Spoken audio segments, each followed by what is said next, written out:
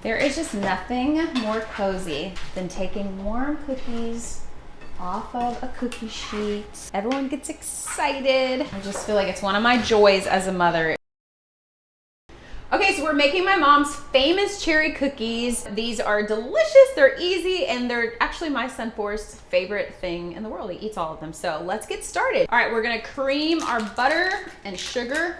Okay, almond extract. This to me is arguably the most important part of this entire recipe. If you don't have it, forget about it. Don't even try to make this recipe. There's no point.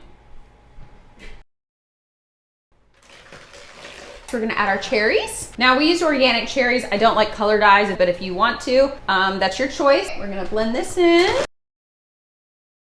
You know, I was thinking it needed salt. I don't really know if it takes salt or not. Sometimes my mom likes to leave out some key ingredients when she shares recipes because she doesn't want it to come out as good as hers, so that you always need her. Oh, she's gonna kill me for that. So you're gonna roll these up in little balls.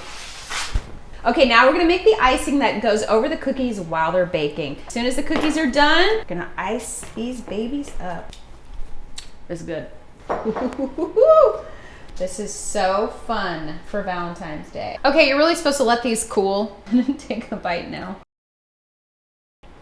I want like a little cappuccino with this. This is so good.